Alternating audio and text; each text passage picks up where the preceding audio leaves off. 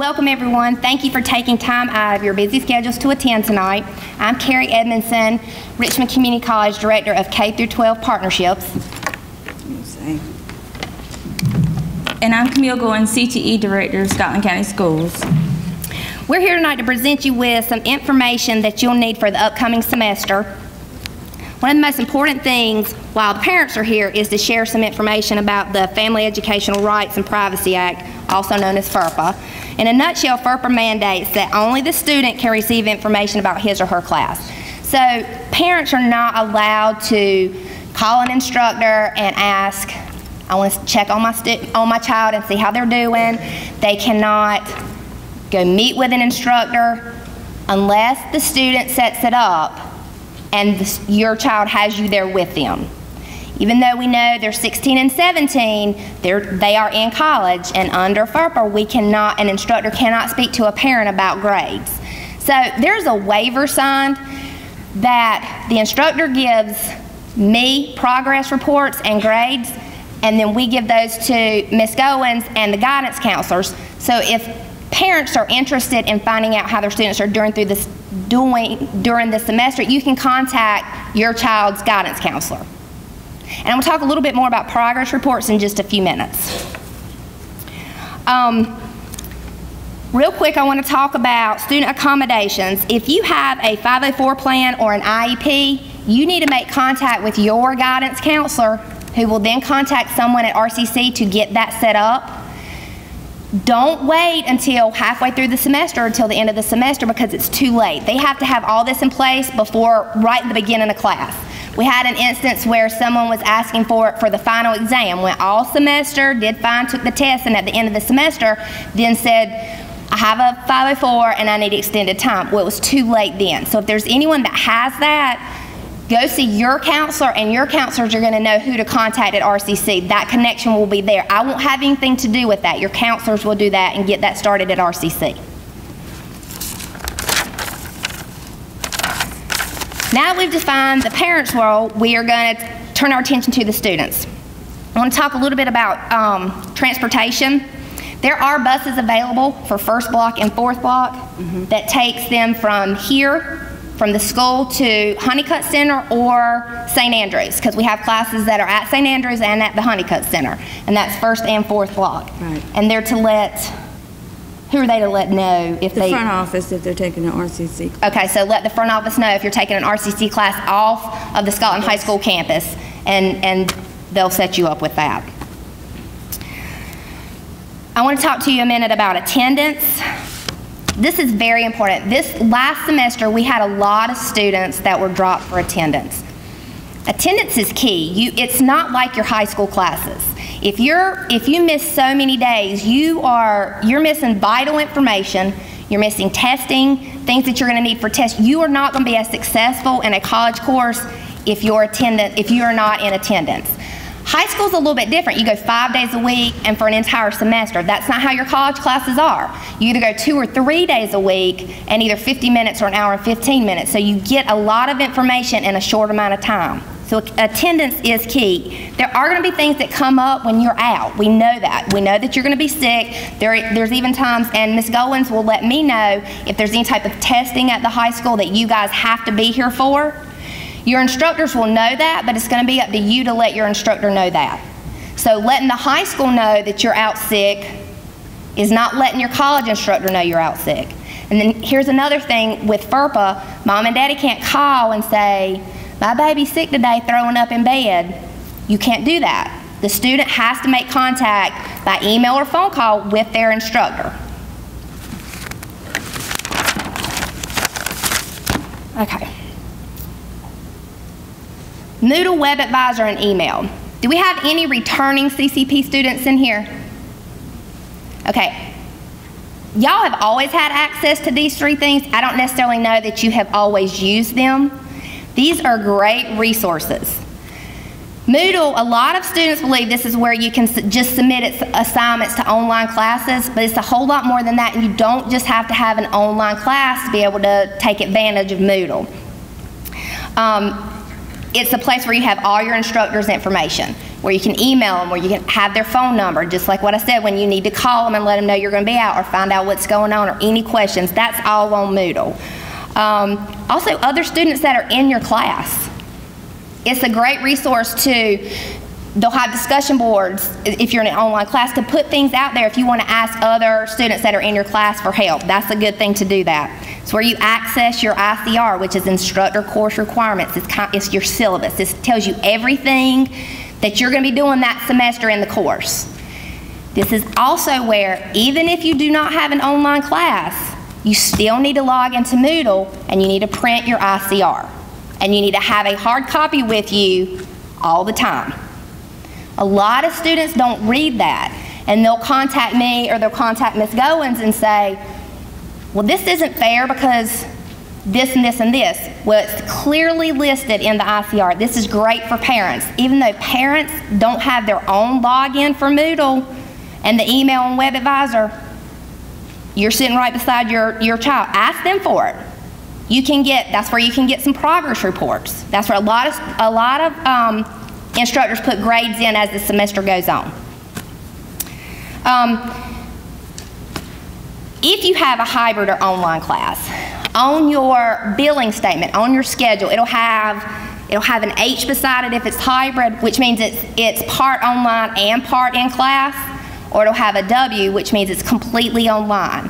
If you have one of these classes, you must log into Moodle within the first 2 days of class, because for them to count your attendance, you're going to have to do an introduction assignment or an introduction quiz. That is imperative, or it'll be like you never entered the class.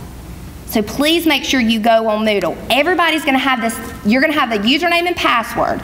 Your username is your first initial, middle initial, and your last name. And your password is RCC plus your student ID number. Your student ID number can be found on your schedule that was sent to you. If you do not have that, I have a list of all your student ID numbers here with me tonight, and I can give that to you. And I know probably a lot of parents are going to want that. I can give those to you tonight. So you need to go ahead and log in and look at all that stuff. Email, the login is the exact same.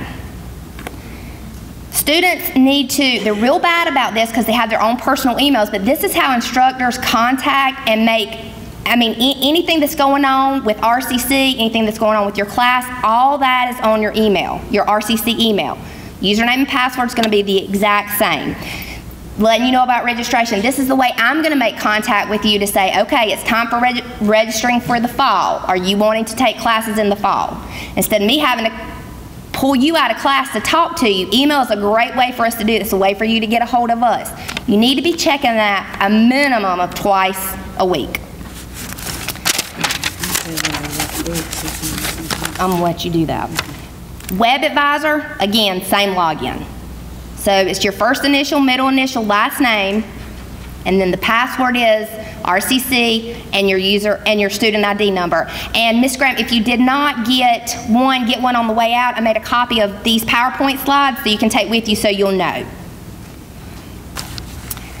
Web advisor, this is where you can view your schedule. So if you have a question, if you're sitting there right now saying, I lost my schedule that was mailed, or it never came in the mail, you can log into Web Advisor and there's your schedule. Also, you can get your unofficial transcript in Web Advisor. So all three of these things are very useful resources for parents and students, and it's all got the same username and password. Before I move on, do y'all have any questions about that? And like I said, I have a list, if you want to see me after this, I have a list of student ID numbers, just in case you don't have your schedule with you. All right. Go ahead. Just a little bit about the textbooks. For those courses that are going to be taught on the Scotland High School campus, your textbook will be provided by your instructor on the first day of class or within the first week of class. Any course that is being taught at the Honeycutt Center, such as nursing assistant, you would need to check those books out from the library and to Dr. Powell, who is a guidance counselor, or Mr. David Johnson, who is an assistant principal. For our instructors, for those students who are taking an RCC class, for our records here on campus, RCC instructors are not in our system, so we assign the students to the counselor for those certain courses, and then we assign for our classes on campus to the assistant principal. However, our attendance is taken a little bit different once they actually get into class. So you may see Pat Powell down on your second semester schedule, but you're actually assigned to an RCC instructor. For David Johnson, which is your welding class, your drafting class, or your math class, that's actually on campus, and then we'll have a new attendance roster once our instructors come on campus. The room numbers should be on your schedule for those classes that are on campus. You should have a room number though. Also, if you want to see me, if there are any of you that need psychology, sociology, or English and have not picked up your books or not gone and bought your books, see me after tonight, because I have a handful. So just see me and we'll see what I've got and what we can do, okay? The next thing we're going to talk about, both of us a little bit, because it's been a little bit of an issue, is progress reports. And this is mainly for the parents. At any time you can log in your Moodle account and access grades for the majority of the classes that you are taking. This is what we're going to do as far as consistent progress reports, and we get them more often. It's not necessarily, it's just checking on the students, but as far as getting an actual how they're doing right now, this is what we're going to do. Progress reports will be sent home with your student's high school report card. March 26th, we'll just attach it to the back of the report card. So that way you will know that's about midpoint how they're doing this semester in the RCC class. It's just a progress report, okay? And then we'll get you final grades, RCC classes in May 11th. So a few days after that, we'll get the final grades. We get them and I send them to Ms. Goins and the data manager, and those will be, it'll actually be on, you won't get a progress report, it'll actually be on your report card, your very final report card. You want to speak about anything else about progress reports? Parents I know you're concerned and you want to know how they're doing. And so that's one thing we decided, if we send home, now, if the student brings it home, but it will be attached to that March 26th report card. So if it's not, ask your child about it, because it was attached there. And then the final grade. We check constantly, pretty much weekly with the instructors, just basics. You know, how are they doing? Or do we have anybody that, maybe not on each specific student, but do we have anybody that's struggling? Do we have anybody that's not getting it? And we try to, between Ms. Goins and Ms. Graham and myself and Ms. Collins, we try to go ahead and jump on that and get anybody help or try to fix the situation that they might be in early on. But as far as the parents know, and I'm sure they don't come home and say, oh, I'm failing my college class. They're not excited to come home and tell you that. So we're going to send these progress reports home. Y'all have any questions about progress reports? We must be explaining well. You want to say something about attendance? Students who feel, this is withdrawing or dropping a class once you guys start. If you feel that your success is in jeopardy of this course and there's no way out and you've just gotten yourself too deep, and you're even considering and spoke with your parent about withdrawing from the class, you must see your high school guidance counselor. You cannot come to me and say, Miss Evanson, I'm failing this class and I just want you to pull me out of it. Because those guidance counselors have to make sure that there's somewhere else. We don't want you to lose a credit, because you're getting high school credit for these courses you're taking. And they have to make sure they can put you in something else. So it is important, if you remotely have any concerns, go straight to your guidance counselor. They will contact me and Ms. Goins, and we will work with you on what we can do. A lot of times we have students that will come early on and say, I really need to drop this class. I failed the first test. I'm just not going to make it. And we go talk with the instructor, and, you know, there's plenty of chances for them to make it. And we talk to them about all the things that they can do to do better, and they end up being successful in the class. So just, if you feel overwhelmed or ever feel that at any time, talk to somebody. Don't just continue on and fail the class. Talk to somebody. We can help you guys with that. On this, I put, this is Miss Golan's email, Miss Graham's email, my email, and Miss Collins. I'm gonna get Miss Collins to stand up for just a minute. She works at the Honeycutt Center, so a lot of you guys, if you're taking, at St. Andrews, a lot of you guys, if you're taking classes over there, she's the one you'll see. And you'll also see her here on campus some. How many nursing assistant students do we have in here tonight? Okay. In just a second, when I let everybody else go, I would like for you guys to stay. We're going to have another little something for you guys to hear, if y'all could stay for a few more minutes. Do you have any questions on anything that I've spoken about? Or need me to clear up anything? Yes?